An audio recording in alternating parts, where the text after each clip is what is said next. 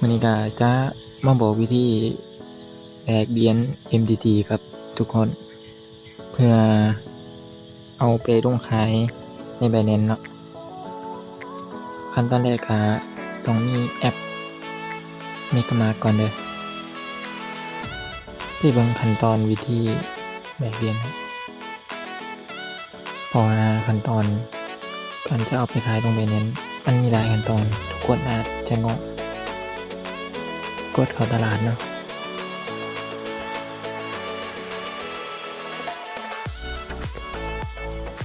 กดเข้าโทเค็น BB แล้วกดซื้อโทเค็น BB เราต้องใส่ราคาตามวงเล็บไปเด้อเพราะฉะนั้นเราจะแลกมาเป็น BB บ่ได้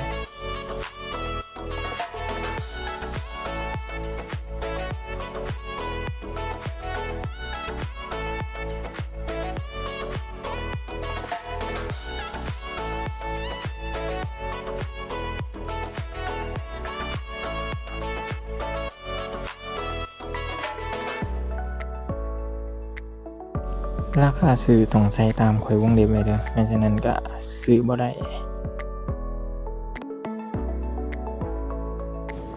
ขั้นตอนต่อไปก็กดเข้าโปรไฟล์เข้ากระเป๋าแล้วกดเข้าโทเค็น BB ขั้นตอนนี้ต้องส่งไปกระเป๋า MetaMask เนาะออกจากแอปเกม MTT เข้ากระเป๋า MetaMask เนาะ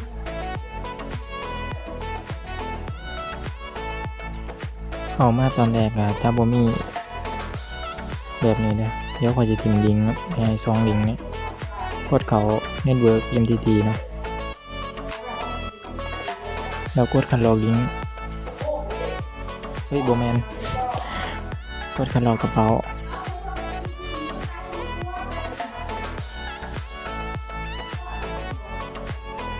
แล้วกดส่งตามที่ทุกคนรู้น่ะส่งไป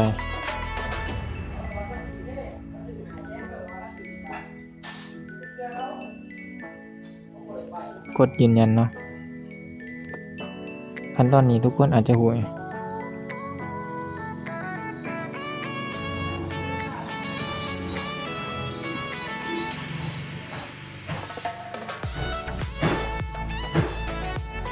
ล้วตัวนี้ขอจะ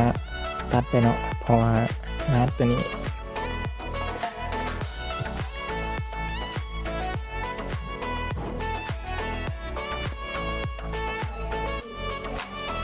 เราจะดีเวฟเบิ่งเนาะ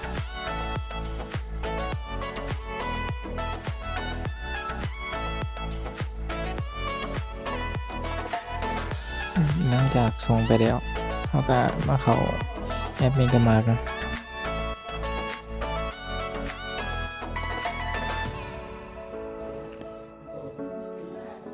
ข้อยจะทิ่มลิงก์แลกเปลี่ยนไว้ใต้คลิปเด้อลิงก์แลกเปลี่ยนข้าม Network เพื่อลงไปขายใน Binance การที่เราแลกเปลี่ยนที่ลงขาย Binance มันก็ปลอดภัยกว่าเนาะเพราะว่าสิไว้ใจไผก็ยากเพราะโจรมันก็หลาย กดเชื่อมต่อกระเป๋าเนาะเข้า MTT กดเชื่อมต่อด้วยกด MTT อีกตัวหนึ่งเนาะเนาะมากด Network BB เนาะเห็นบ่อันที่ข้อยโอนเข้ามาเก่าก็กดกลับเลยเนาะมันมีค่าธรรมเนียม1 MTT เนาะเพราะว่าการแลกเปลี่ยนเราต้องโอนเข้ามา2ก่อนเนาะย้านมันเด้อเป็นบ่ค่าธรรมเนียมมัน1 MTT เราต้องโอนมา2ก่อนเพื่อกันไว้เดี๋ยวมันเด้อ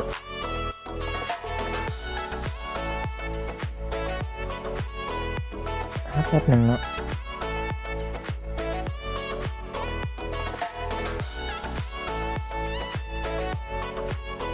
พอ ราะว่าการโอนไปเน็ตเวิร์กอื่นมันใช้เวลาโดนเนาะเดี๋ยวค่อยจะตัดคลิปไปตอนมันไลฟ์โดยเนาะ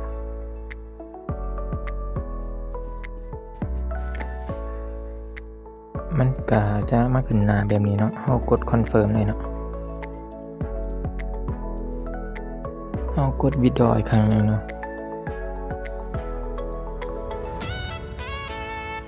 กดคอนเฟิร์มอีกครั้งนึงเนาะ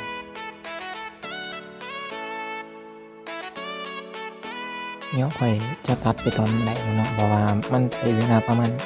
5 นาทีหรือว่า10 นาทีตอนที่เฮ็ดให้คลิปโดนไปอีกเดี๋ยวจะตัดไปตอนไหนด้วยเนาะ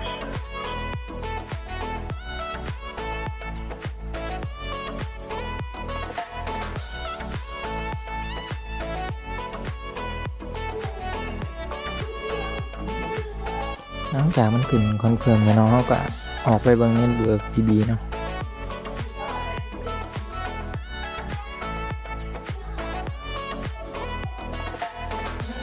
กดเข้าเน็ตเวิร์ก BB เนาะ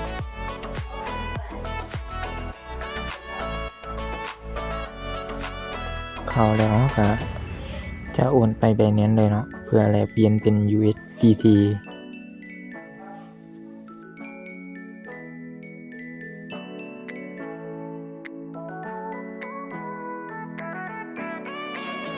ออกไปคัดลอกกระเป๋า BB อยู่ใน Binance เลยเนาะเพราะว่ามีหลายขั้นตอนทุกคนอาจจะงงเนาะเบิ่งคลิปหรือว่าย้อนกลับไปเบิ่งก็ได้เนาะเข้ามาในนี้แล้วก็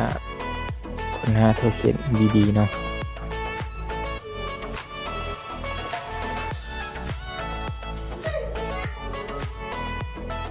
แล้วคัดลอกเอากระเป๋า BB ไปวางเพื่อส่งมาเนาะ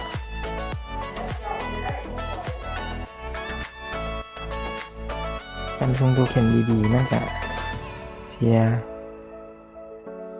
ค่าแก๊สคือกันเนาะ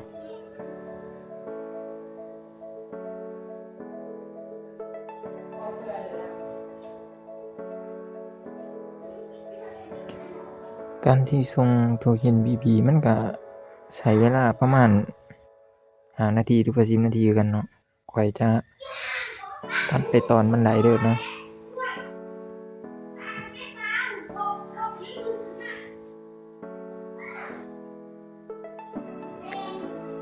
เพราะว่า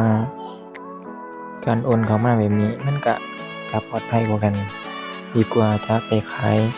โทเค็น MTT ให้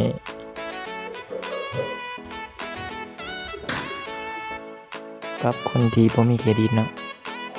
ถ้าว่าไปขาย MTT ให้บางเทื่อก็โอน MTT ไปโจรมันก็หลายเนาะว่าข้อยคือกันนี่แหละข้อยก็บ่มีเครดิตเนาะบางคนก็บ่เชื่อใจให้มาแลกเปลี่ยนแบบนี้ก็เบิ่งตามขั้นตอนนี้เนาะเดี๋ยวข้อยจะตัดไปตอนที่มันคอนเฟิร์มเขาแล้วเดี๋ยวจะแลกใหม่เบิ่งเนาะนี่เราก็จะแลกเป็น USDT ไปขายได้เลยเนาะนี่ข้อยจะบ่แลกเนาะข้อยจะเฮ็ดให้เบิ่งซื่อนี่เนาะมันก็มีหลายขั้นตอนถ้าไผจะมาให้ได้เปลี่ยนก็ตามคลิปนี้เด้อ